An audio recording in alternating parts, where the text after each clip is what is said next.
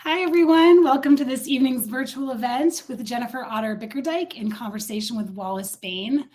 I'm so thrilled to be welcoming these two to the screen. We've already been having a rollicking good time in the green room, so I'm just so excited for the next hour to spend learning about Nico and other things. My name is Carell Centers, and I'm the events director here at Bookshop Santa Cruz, where I'm broadcasting live. And here at Bookshop, our community is vital to us, locally, nationally, and even globally. And it's because of your continued patronage that we're coming through the ongoing crisis of this global pandemic. As a values-driven independent bookstore, we hope the world we all return to looks different from the one we left. And we see these talks as a way to deepen and refresh in order to resume the vital work that is before us. We're so grateful to you for spending your resources and your evening with us tonight, and we hope you find both refuge and inspiration here. Tonight, we are thrilled to celebrate the release of You Are Beautiful and You Are Alone. We'll have a conversation about the book with Jen and Wallace, and then Jen will answer some of your questions. But before we get started, I'm just going to give a quick overview of the platform we're using here, which is Crowdcast. To the right side of your screen, you see a chat field. That is where you can pop in your comments and engage with your community tonight. If you're having any tech issues, you can add those there, and I will get to you just as soon as I can to help you figure it out. To ask Jen audience questions tonight, you're going to click the Ask a Question tab, which is along the bottom of your screen. You can click that to submit your question anytime as the event is underway, and you can view and upvote other questions as well. And as I said, we'll be getting to those questions towards the end of the evening, so definitely you have time to put those in as they occur to you. We definitely encourage you to buy the book. If you have not already done so, that button is right underneath the screen. It is in green. It has an exclamation point.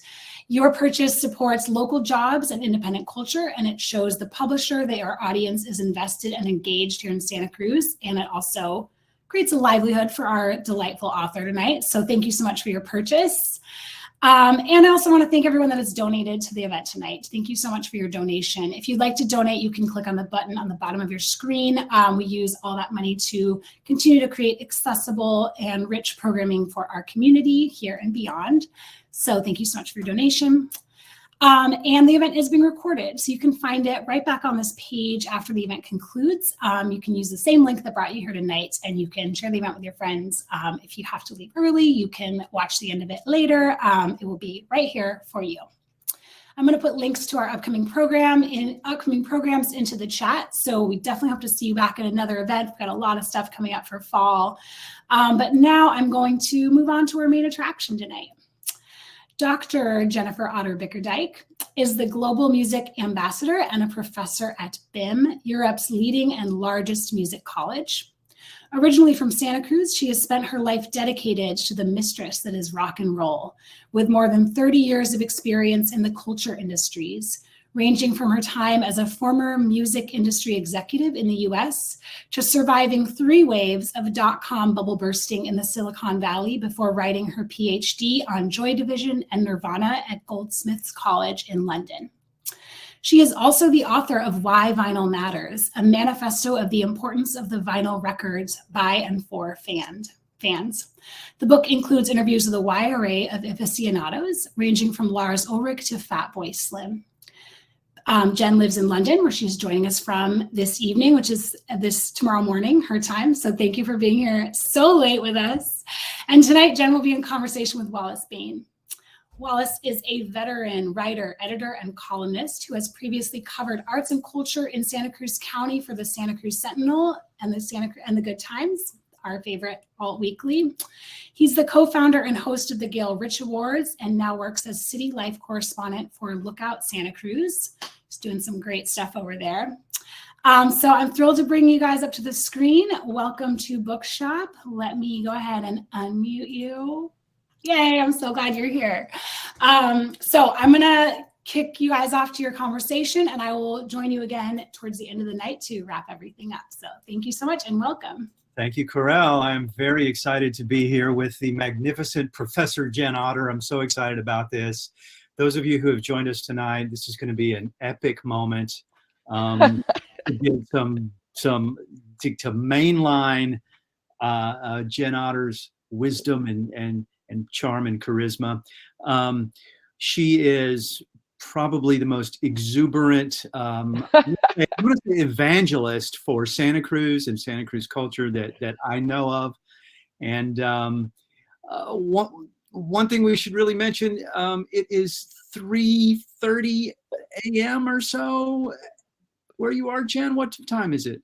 Yeah, I just my hi Aunt Janet and Uncle Ray. My aunt and uncle just texted me. They're like, "We're watching you." I'm like, "Can you even see my eyes?" They're like because it's 3 a.m. Wallace, and like I was saying to you and Coral, I was doing one of those things where I'm like, I have to get up in 5 hours. Now 4 hours and 52 minutes. So like I didn't go to sleep at all. Yeah. But as the professor of pop music, you've probably been up anyway, out at the clubs by now. That's right. Woo, woo, woo, woo. It's all right. No, it's absolutely hilarious because my rock and roll days are so over. Like my husband and I, and like by the way, I just want to say thank you so much, Wallace, for doing this with me. I love and worship you, and this is like bucket list for me, doing something with Bookshop Santa Cruz. And I see all my beautiful, wonderful friends. I love you guys so much. And it means, I'm like, gonna start crying. It just means so much to me to be doing this for you guys. So well, thank you. But no, towns or bookstores would you get up at 3 a.m. to do this with? I can't imagine that big number. Well, I'm being forced to do one more, which is Book Soup, which is with Susanna Hoff from the Bangles.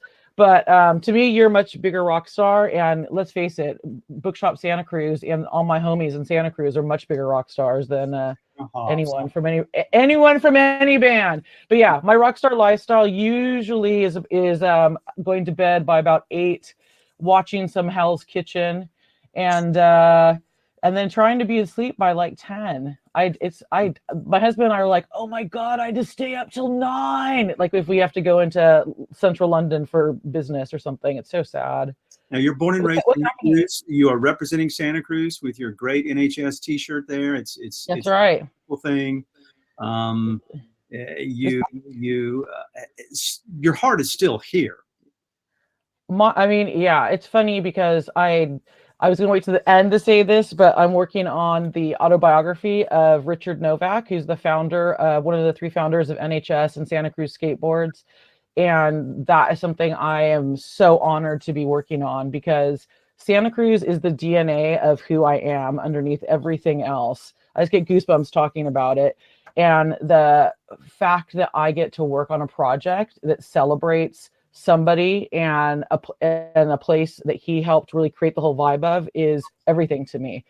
And it's funny because it is an honor that people tell me that they look up to me or they want to have a career like me. Well, I am 6 feet tall, so people look up to me most of the time anyway because I'm so huge. But a lot of that comes from growing up in Santa Cruz and the kind of values and morals coming up in the 70s and 80s really instilled in me.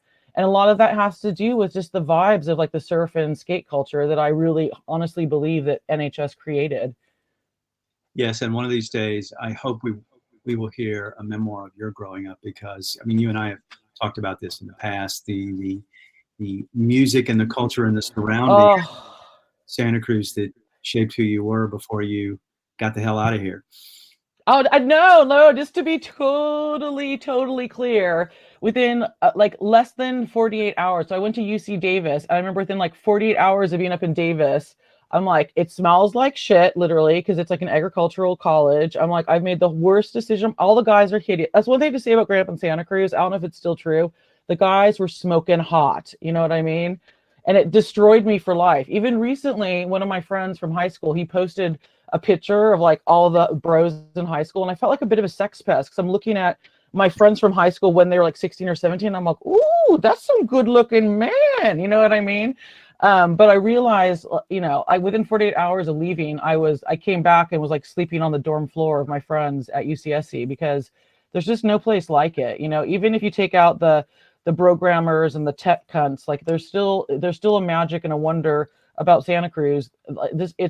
What are those? Is it ley lines? That's like the vibe where places are. There's something about that for me is magical, that nothing else replicates it, And then when you connect with someone, like when I talk to Rich Novak, or I talk to you talk to these certain people, or I talk to like, my best friend Tammy Katie, who's from there, these certain kind of people that you're just like, this is what life is about, is these people you meld with. And there's that Santa Cruz thread that runs through all of that.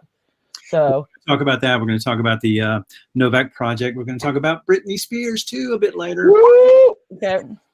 But first, we have to talk about your new book, You Are Beautiful and You Are Alone, the story of Nico, the German-born singer, collaborator with the Velvet Underground, had a very complicated relationship with her fame. I think we can, to say the least there. Now, Jen, I think of you in terms of your interests as a very 80s person, you know.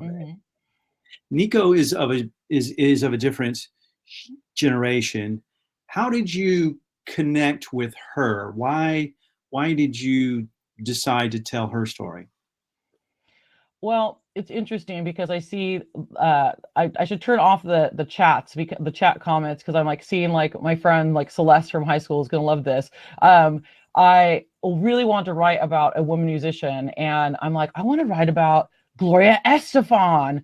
I want to write about nobody else is gonna feel this except maybe Celeste. I'm like, I want to do Laura Branigan, you know, the one that did Gloria. And I kept pitching these ideas to my literary agent, and they were just like, no.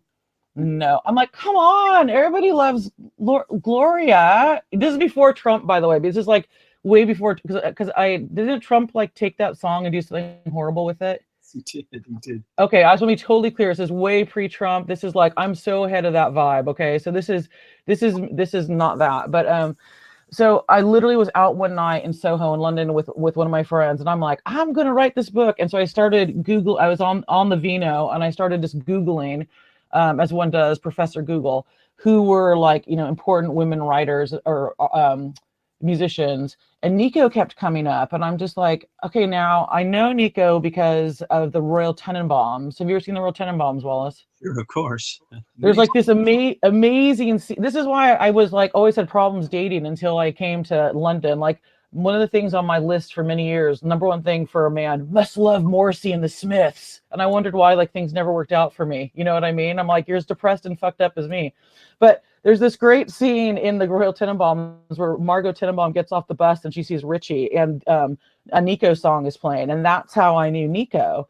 And I'm like, okay, there's that. She was in the Velvet Underground for that one record. Why is she considered this huge, important figure? And the more I kind of got into her, and I just assumed, I'm like, she's going to be playing county fairs. She's going to be doing like Dancing on Ice. You know what I mean? She's going to be on the reality.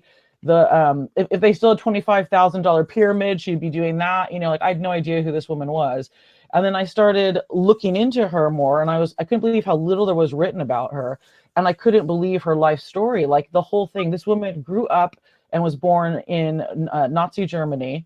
She then somehow gets into the whole like, you know, new wave movie scene with La Dolce Vita. She then comes and hangs out with the Rolling Stones, and when they're in the really cool swinging London period. Then she goes and hangs out with Warhol and meets Jim Morrison. It's like and then she lives all the way to the 80s, and she's hanging out with all my heroes and the people you and I love, Wallace, and talk about, like New Order and Johnny Marr, all these amazing people in Manchester. So she just has this insane life that crosses over so many epochs of time and culture, and that's when I was hooked.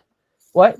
And Jim Morrison as well is in there as well. Yeah, and Jim Morrison's in. I mean, it's kind of like a little like, you know, pick and mix of everybody that I really like. So I loved it. And what's been interesting and fun living here is because I wrote because I do a lot up in Manchester with musicians, is people that I didn't interview for the book. Like I recently interviewed Johnny Marr for the Smiths, and he was telling me about seeing Nico out and about in Manchester and him being a kid, and like she was like magical to see out and about because she was like from the Velvet Underground, but it was also almost like a cautionary tale of what not to be.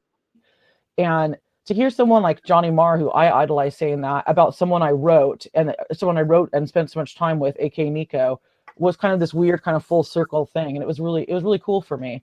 But that's how I came to write about her.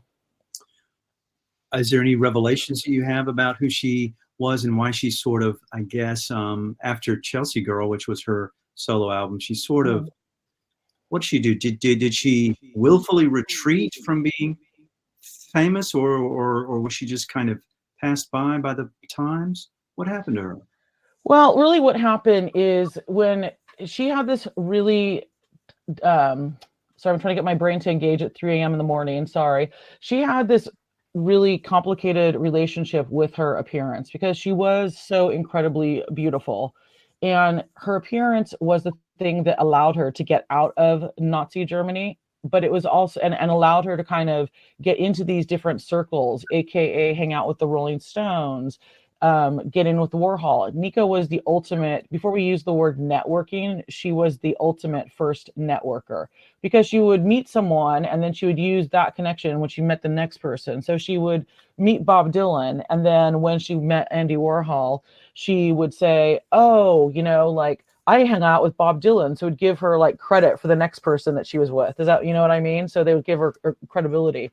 And the appearance thing, I think she knew that helped her get in with people, but she also hated it because she wanted to be an artist in her own right. She wanted to be writing. She wanted to be just taken seriously, and the people could not get past her looks. And so when she started her affair with Jim Morrison, I think Jim Morrison was the first person.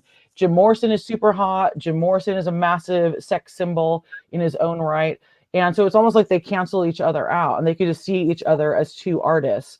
And he was the first person that said to her, you know what, you can write your own music. You can write your own lyrics. And that was the big turning point for her, Wallace. And when you're saying about her retreating, I think that what she retreated from was depending on her looks for everything. And for that, she really got bludgeoned in terms of by the press. If you read the few articles that do exist, they all say how horrible she looks. She looks old. Her face, her skin looks saggy. She also at that point had a bad addiction to heroin, which she had almost toward to the end of her life. So there was a lot of different factors going on. Right. And I guess all women from that period had very circumscribed kind of lives. I mean, she's been called a chanteuse a lot, and she's been called a muse a lot. And those those can be anyway, sort of disguised sexist terms for kind of a pretty hood ornament, which is how men looked at her. She and the Velvets, that was a legendary collaboration, but it wasn't a very smooth collaboration, right? No, I mean, basically what happened is Andy Warhol was trying to, he was making too much money off of his art, basically. So he was trying to figure out different ways to, not to hide his money, but to just kind of make his art go up in price without having to make more art. So him and his business partner, Paul Morrissey, they're like, well, we could put a club night on and we could start managing a band. And so someone had recommended to them the Velvet Underground. And so they went to see them and they were not very impressed with them. They thought they were boring visually to look at. They felt like they needed something. And around the same time they met Nico and they're like, oh, ding dong, like here's someone that looks looks fantastic. And so Nico had already been thinking she wanted to sing, she wanted to do something. She'd already had a single here in London with Andrew Luke Oldham, who was the Rolling Stones manager. So she already had it in her mind, I'm the lead singer. The Velvet Underground, they were a struggling band at the time. And so Warhol said, listen, Velvet Underground, I will give you a practice space. I will give you equipment. But you have to have this Nico person. And I think Nico thought, oh, this is going to be my backing band.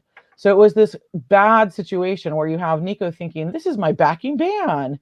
And then you had the Velvet Underground going, who's this freak of nature that's like being pushed upon us? You know what I mean? We're already a band. And now this person's being forced to come and be our front person. Like, no. So there was all this inherent tension from the very, very beginning in the Velvet Underground and having Nico as part of it. And I think that's one thing that people have forgotten over time. I mean, when the Velvet Underground was inducted into the Rock and Roll Hall of Fame, Nico was not inducted into with them. It was just the rest of the band.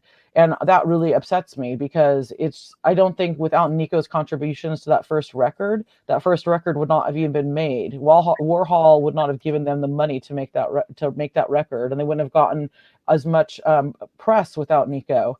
So that, this is going back to the idea of the sexism and the misogyny. Yeah, absolutely 100%. And Nico was imperative to the Velvet Underground having the success and becoming the icons that they did. It's amazing, when you think of maybe Nico having been born 10 or 15 years later and having come up in the age of Madonna and Cyndi Lauper in the 80s, in which Mm. um, a striking and assertive female artist had options. I mean, she could have been a much bigger star than she was. She was sort of a victim of the era that she grew up in. I mean, it's interesting because one question I can't remember. I've done quite a few interviews, but it's like, oh, well, who would be the Nico today? Or like, who was the Nico after Nico? And I think, like you said, there wasn't a language at that time to describe who she was because you had like Janis Joplin, you had the Mamas and the Papas. There wasn't very many female performers. I mean, and what Nico was doing was making weird music that I don't think has been heard before or since. And if we look at the spectrum of artists today, I don't think that you are really, you're not really encouraged to make art for art's sense. I mean, not to go back to Richard Novak again, but one thing he always tells me about, like when I get really frustrated about writing or when I get frustrated, I'm never going to get to move home to Santa Cruz. He always reminds me about when he got into skateboarding and even making surfboards. It was all about having fun and doing something you love. And I think that that's something that we really don't focus on very much now. It's all about what's my Instagram, what's my followers, what's, like, what's my branding, what's this, what's that. It's not about, let me make something really cool that me and my friends can enjoy and have a good time with it. And then maybe other people like it, but who cares? I'm doing something that I like. And that's Nico's such a great example of that. She's making something because she has to make it.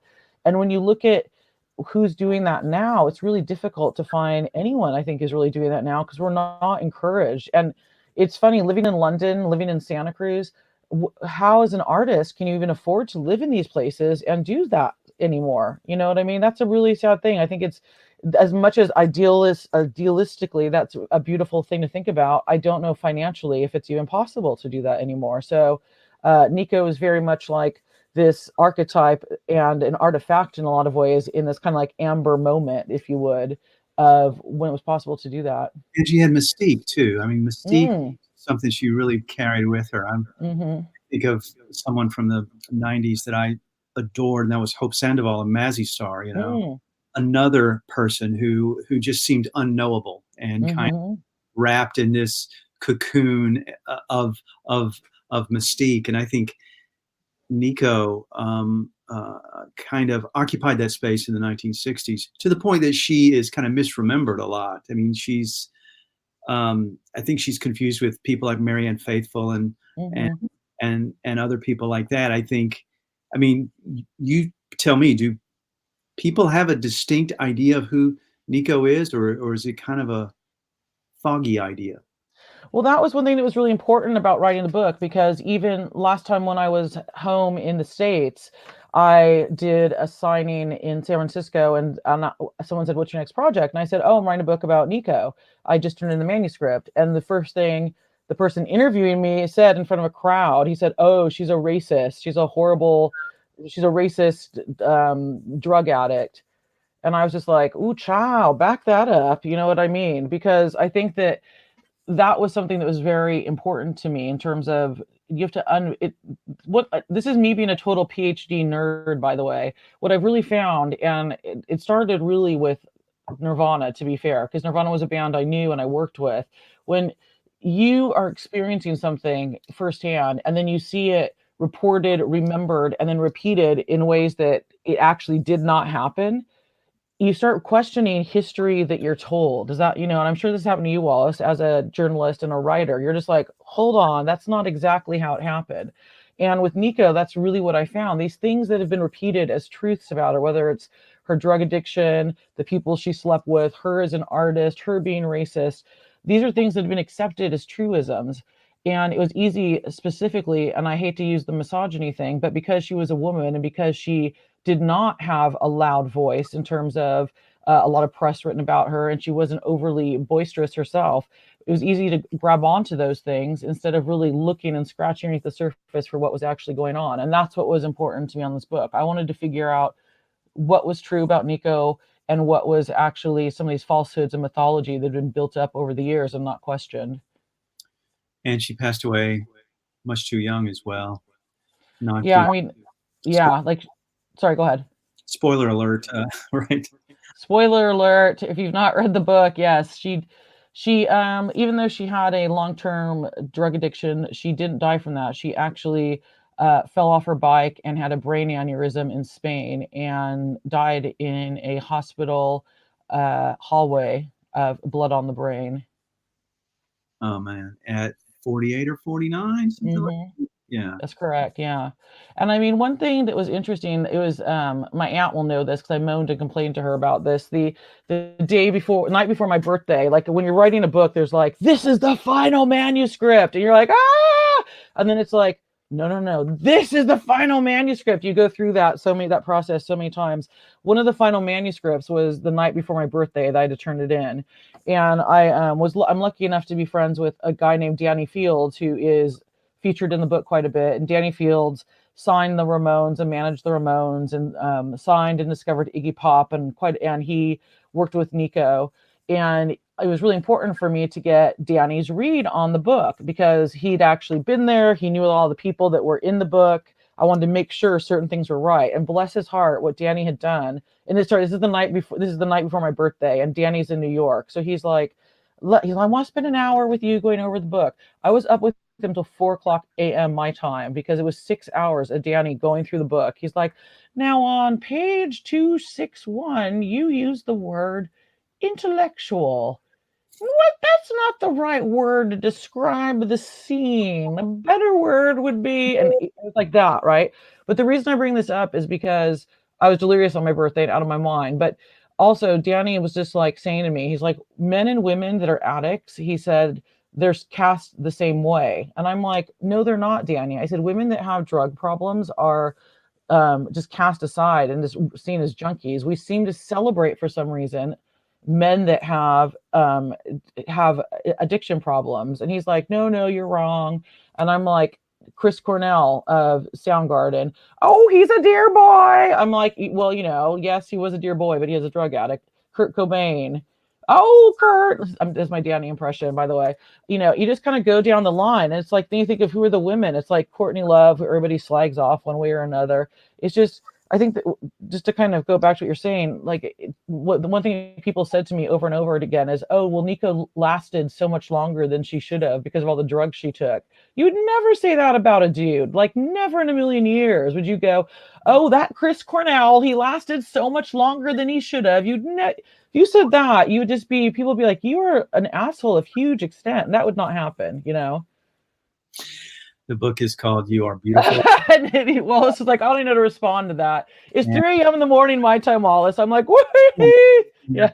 Look, it's a great story, and if you're into Warhol or Lou Reed or Jim Morrison or Jagger, all these people are in it, I'm sure. So it's. I want to talk to you about some of your other projects, Jen, because you have a million. It seems like. I mean, they just seem to be coming like the waves at its beach. Ooh, nice drop. Nice drop. You're writing about another female music icon Mm-hmm. coming up, who is a different cat altogether, and we're talking about a person we know by a single name, and that's Brittany.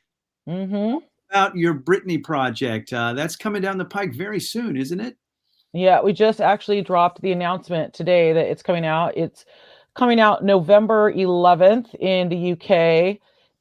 We still need a US publisher. So, hey out there, we need you. But yeah, it's been insane here. Like every day, it's like, I can't describe it the way it would be for the US, but it'd be like if all the Bookshop, Santa Cruz, indies, cool indies, Costco. What would be another big one, Wallace? Indie businesses? Or like a big business, like Walmart. Like it'd be like if all the big boxes that we all hate but use anyway. It'd be like if all of them and all the cool indies like took in huge numbers of the book. That's what it's been. So it's either going to be a huge, it's been nuts. So I'm not going to even say anything bad because I don't want to jinx it. But yeah, it's been ridiculous, and I'm like absolutely dying that I can't believe it. I can't believe I'm able to walk in the grocery store and see my name, which makes me sound like a sausage or something, doesn't it? Like Jimmy Dean Links and then Jennifer Otter Bickerdike book. But What were you saying about Brittany? I mean, what is the book? So the book is a sympathetic re-evaluation of Brittany, and it's looking at her as a mother, an entrepreneur, and really as a cultural touchstone. So the way that the book is organized is into what we call 40 pieces. So it's 40 short essay-ishes. I say ishes because some are like 500 words, some are like 3,000 words, and it goes chronologically through Brittany's life.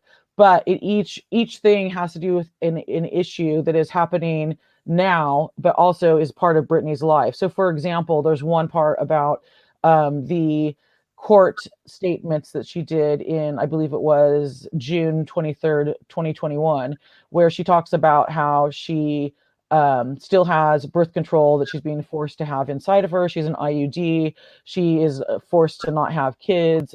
Basically, her body is her father's to do with what he wants because she's been forced to perform, forced to make money.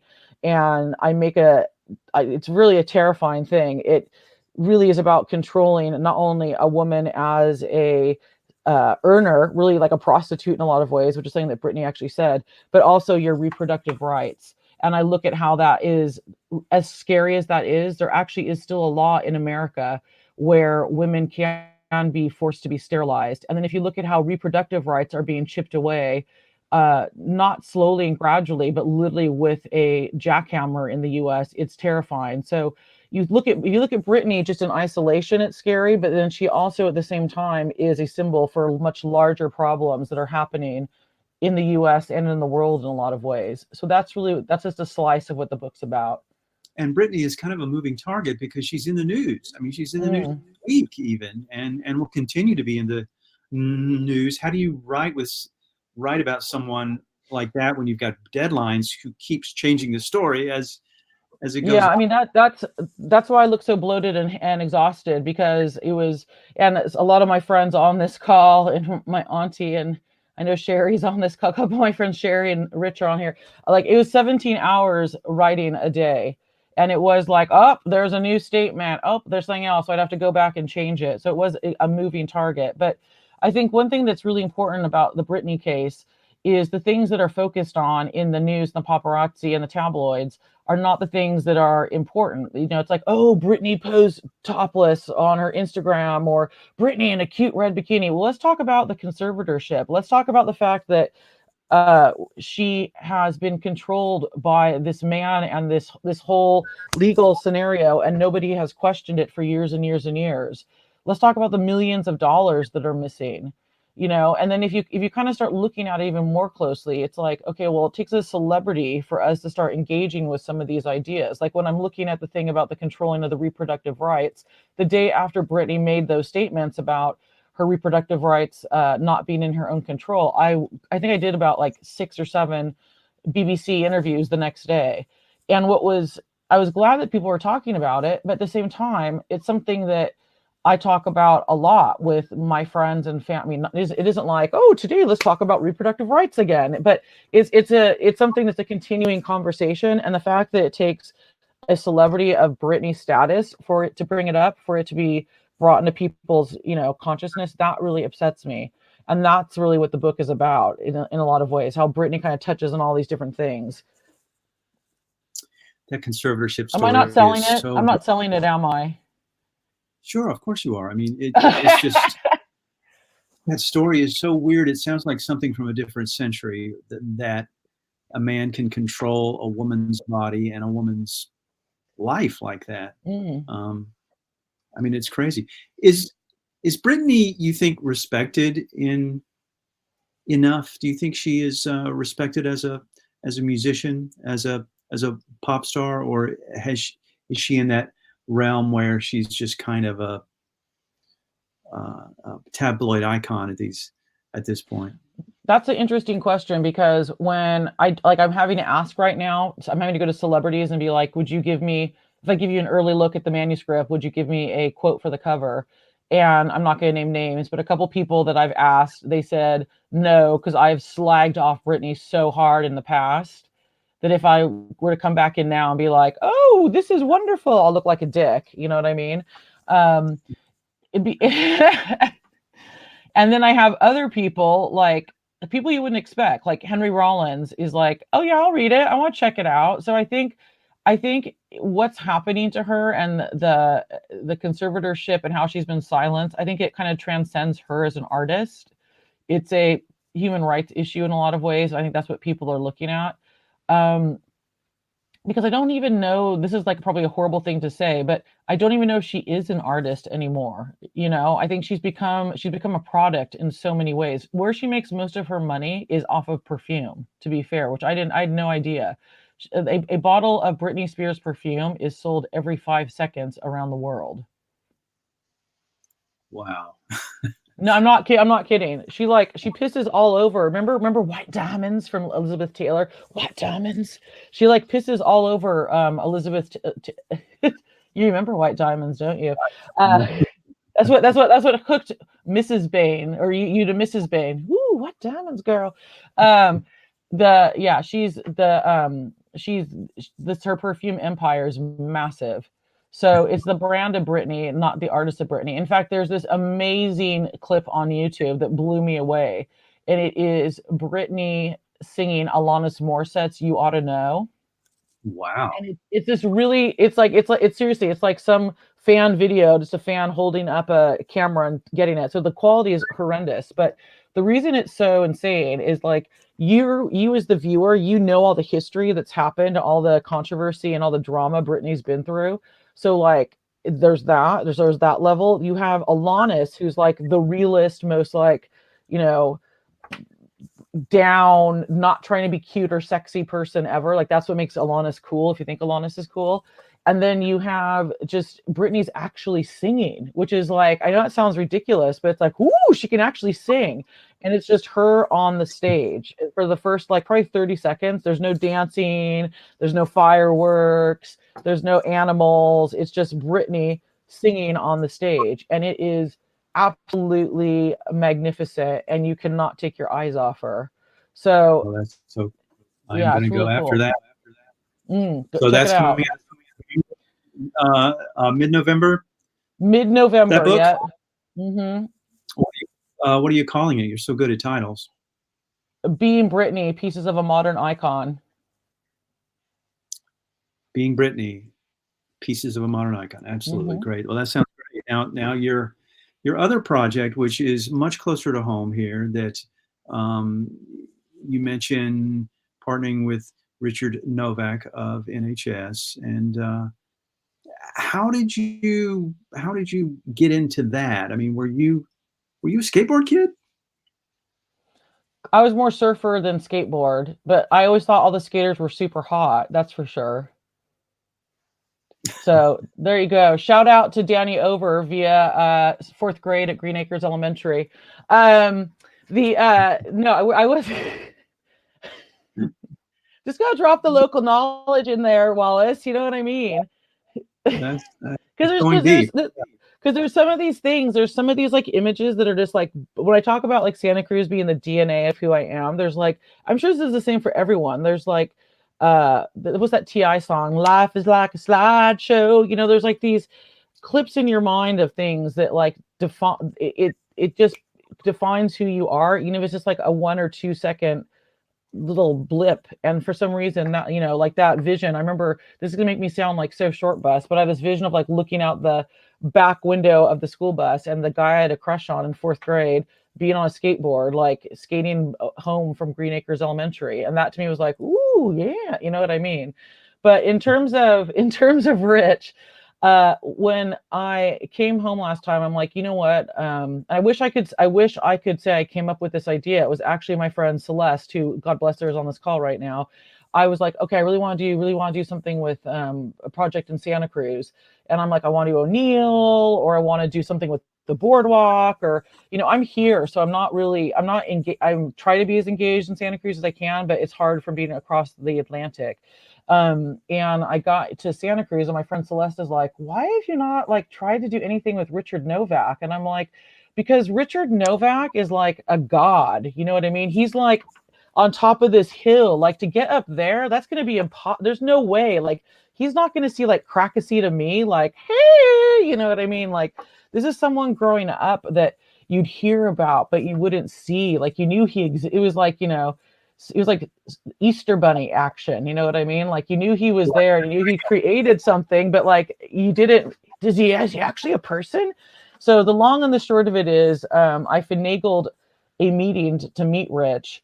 And I went over to NHS, and literally, like, I got there like too early, and the poor guy, like, he was going to lunch because I got there too early, and he walks down the stairs, and I'm just like sitting there like waiting, and I'm like, oh my God, you're Richard Novak! A little over the top. Yeah, I was like a little excited, and then and then after he came back, we like sat and talked, and I'd written a little pitch, and after that, when I came back to England, we talked some more, and like I wrote some more for him, and I had to go through, believe me, there's definitely a filter process to get through the NHS process. And over the last year and a half, over lockdown, I've had the honor to get to talk to Rich a lot over Zoom. I would say, like, I love him to absolute bits. He's a dear friend. He's definitely a mentor to me now, and we're working on doing his autobiography. Right now, I kind of want to do 2 autobiographies with him. I want to do the 10 Tenets of Richard Novak, which is kind of like Rich's guide to life with all of his Rich-isms. One of my favorite Rich-isms is don't trust men with tassels on their shoes. Wow, that's pretty cool. Yeah, Isn't it good? I'll go with that. Sure. I called Rich the other day because I was having a lot of issues with some stuff with my business here, and Rich is like, after I explained the whole thing, and Richard gave me advice, he's like, I told you, don't trust men with tassels on their shoes. I'm like, God darn it, why did I listen to the tenets? And then I really want to do also with him like a more kind of like dreamy, rich, more not as serious book, but more kind of like his real autobiography, which would include his early days growing up in Santa Cruz, and just the stories are just ridiculous. Like you think Rich, and then he'll just like bust out some other like ridiculous story with all of like his like language is kind of his own mix. Like I actually have a glossary that I've created of Rich-ism language, because I'm not sure an international audience will understand some of the Rich-isms. I also try to sprinkle them into my own language here. Like I totally have stolen a lot of his isms. So here everybody's like, oh, you're so California. And I'm like, yeah, I'm stealing Rich's language. But it's not to equate Rich and Nico, but like they're probably the only 2 people I know that have spanned like so many things. You know what I mean? Like Rich has all these great stories of, hanging out with the Beats, but then he also has all these great stories of surfing and travel, and just being, how can you be that successful and be that generous and be that kind and be that just giving with people? Like I've met a lot of famous people and a lot of successful people, and I've never met anyone like Rich Novak. So it's so important to me to celebrate him. I mean, I have had the pleasure to write a lot about Jim Phillips, who has created, the artist who has created a lot of the iconography that has gone around the world, including what you're wearing right now. But Rich, I mean, if Jim is painting the outside of the house, Rich has built the house pretty much, right?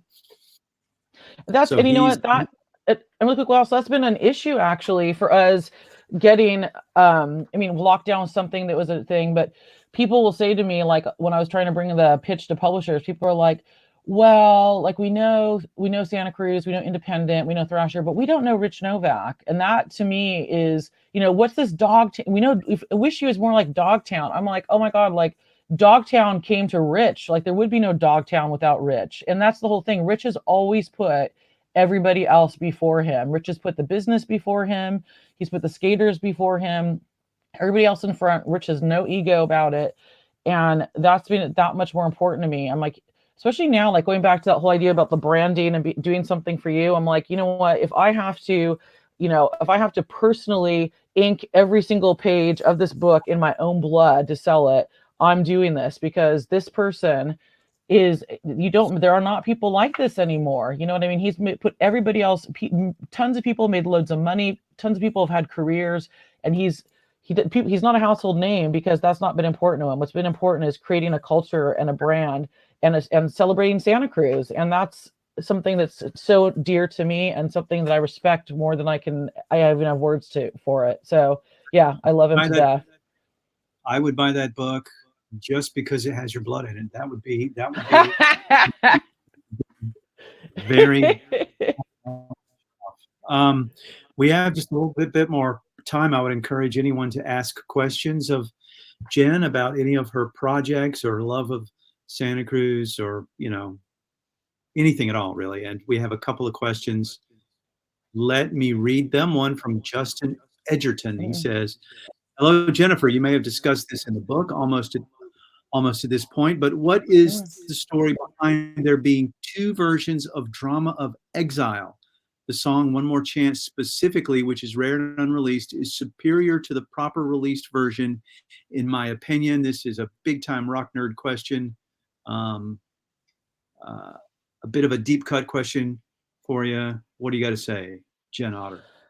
Oh, Justin, I'm loving it. I love the deep cut questions. You probably know more about that track than I do, but I can definitely address the why I have two versions of the Drama of Exile. And everybody doesn't know what we're talking about. Basically, at one point in Nico's life, she lived in London with a woman and her boyfriend that were the woman was a rock manager from some bands, I believe, from Jamaica, and she was also a huge drug dealer. And they had made a deal with a rock manager / label guy that they were going to record this record, Drama in Exile, right? And so they started recording, and long story short, the guy was like, the record label guy was like, these people are so dodgy, they're drug dealers, I don't want to deal with them anymore. He got wind that they were going to steal the tapes before they were finished, so the record label guy came in and took the tapes from the studio. So there's basically two versions of the story. There's version one that the record label guy stole the tapes before they were done, and that this caused the drug dealer lady to basically just go into this tailspin of drug abuse that ended in her ODing. And then there's the other side of the story that he totally screwed the Nico and the drug lady over and completely destroyed their lives. So the reason it was important to have both sides of the story is because the label guy thought that he was getting screwed over, and on the reverse side of it, I'm probably making this more confusing. There were two very different sides of the story. One was that the record label guy was getting screwed over. The other was that the manager / drug seller lady was getting screwed over. And I want to have both of them over, because that's why why there's two versions of Drama of Exile, why there's not really a complete version that has all the songs together on it, and why the songs sound different on them. It's different musicians, different producers, and it's just there literally was a lot of drama making that record, Justin. That is the answer, in a convoluted 4 o'clock in the morning sort of way. If you want to email me about it, just go to my website and I can tell you more about it in more detail later on too, if you want.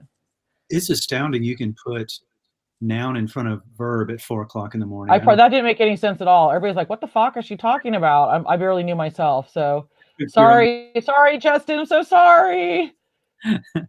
Are you going to go back to bed after this? Or are you just going to? I was thinking, well, do you know what? I was supposed to go to the dentist in 3.5 hours originally. And I was like, I'm just going to have some coffee, but no, I'm going to wash my face and go to bed. I don't have to go to the dentist now.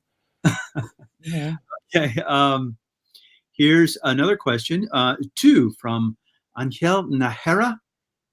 Being a big Nico fan that has hunted and followed everything related to her that has surfaced online, I'm wondering, what was your expectation regarding the cult that surrounds Nico? Were you surprised with the response by her fans? How do you feel about that term cult? Is there a cult? Yeah, absolutely. Oh, if this is Angel that I talked to online. Hi, Angel. Love you. You're the bestest. Um, yeah, there's some really cool people that are like super obsessed, but then there's a lot of men. It's almost entirely men. And they're just like, oh, Otter Bickerdike got that wrong. Meh, she got that wrong. Meh. And it just there's a lot of this really started. I wasn't that surprised, to be fair, because look at Wallace is cracking up, because doing stuff on Joy Division fans are cray. They are so cray.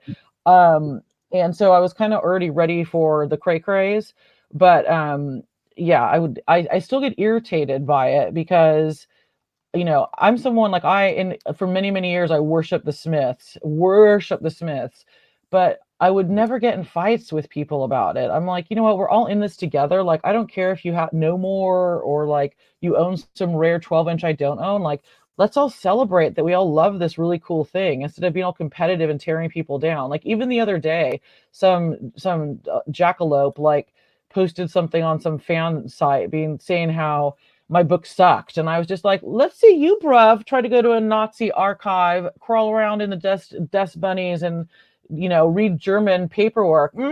Yeah, you can't do it. So why don't you get back from behind that computer, Mr. Warrior, and shut the fuck up. I think Angel has a second question or a follow-up in that. Okay. In your book, oh no. In the book, your investigation, majestic, in all the sense of the word, plays a bit of a character in the telling of the story.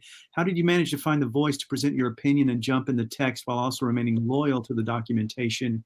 And I don't know about what that means at all. Majestic? Well, clearly, Angel saying I'm majestic. Clearly, yeah. If Angel's asking how did I go between putting myself in the text and writing the narrative, that was something actually I did not want to do. One of my editors was like, you have to put yourself in it more journalistically. And I'm like, that is so just that's really hard to do. Like, I wouldn't like that if I was reading it. Suddenly like this freak like pops in like, oh, hey, it's me, the writer. Whoo, you know what I mean? But the one thing but I think it kind of turned out well, because one thing that my book I did before this, Why Vinyl Matters, set me up to do for this is I got to talk to a lot of people that I was a fan of for Nico, but then I also got to meet people that weren't famous that were really interesting. So like for Nico, one of my favorite interviews was Dave Navarro from Jane's Addiction. So if you like listen back, when I was listening back to the interview, I was like, oh my God, I love you so much. You're so fabulous. You know what I mean? But I like to kind of include that kind of thing in the book, because people that are reading a book about Nico are probably either they don't know who she is and they've been forced to read it, like my aunt and uncle, because it's me that's written it, or they probably are just curious, or that they love Nico. So in all of those cases, I think they'll be interested, like, what was it like for Jen as the writer meeting someone else that, had an experience or thought something of Nico. So I do think that it added to the writing style of the book. Jen Otter, are you going to be back in Santa Cruz anytime in the near future? If my aunt and Rich Novak and Sherry, his girlfriend, had their way, I'd be there right now. I wish I was there right now. I'm supposed to be there now. I'm going, if I have to swim across the Atlantic and like, I don't even know, like scuba dive around, I will be there for my birthday in March for sure. Wow. Is COVID a problem? Is COVID keeping you out? Yeah, like basically I have AstraZeneca, and AstraZeneca is not recognized as a COVID shot by the United States. And Biden is still, or there's still rules right now about, like, I'm a British resident now, even though I hold an American passport. So that's part of it. And then I was supposed to come in October, and I'm reading my audiobook for Brittany, the exact days I was thinking about coming. Pimping ain't easy. Pimping ain't easy, Wallace. You know what I mean? To be fair though, when I come home, it makes it that much. It's gotten worse and worse and worse. I would say the last 15 years. When I come home, I just don't want to leave, and like I have panic attacks when I start having to go to the airport because I don't want to go. And I was like, my friends that are on here know, I'm just like, can I just stay here with you? So. So Wallace, do you have an extra room? I'd love to come hang out in Aromas. You know, I hear it's nice out there. Love to have you. Would love to hang out and play No Jacket Required by Phil Collins over and over. Please. Oh my God. I know we're at the end, but I just have to tell you guys this funny story. So I was, as Wallace knows, No Jacket Required by Phil Collins is one of my favorite all-time albums. And I've been asked to do all these pretentious podcasts and stuff, which I'm very, I love doing all interviews, all press. I'll go to a refrigerator door opening. And my publisher was like, what are you going to wear to this Zoom podcast? And I'm like, I was going to wear my Phil Collins t-shirt. And he's like, don't wear that. That will alienate the people on the podcast. And as soon as he said that, I'm like, these are not my people. If you're not down with Phil, you're not down with me. That's the end. Are you the only person on the planet that is an expert in Joy Division and Phil Collins at the same time? I can't believe there's an overlap there. You have to be the one. I think I am the one and only person. But to be clear, though, it's only like this is another event we'll have to do with Bookshop Santa Cruz with everybody on this call. We'll have to do this is controversial, why I love Genesis with Phil Collins more than Peter Gabriel. Dun dun dun. I know.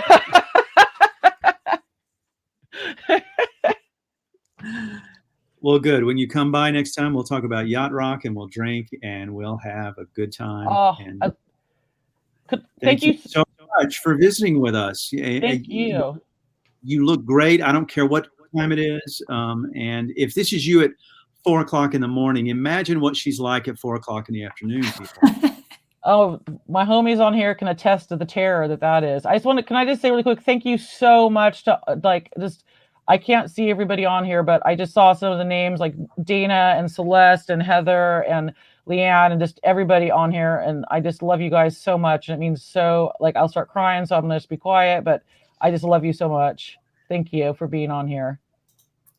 Thanks so much for being here, Jen. I know that, we were going to have you for Why Vinyl Matters, and I think our fall gotten booked up or something. So I'm so glad that we were able to have you on for this Nico book. And with the books coming up in the future, I hope that it lines up timing wise that we can have you in the store and bring everyone in. If COVID would go the fuck away, everyone get vaccinated, please.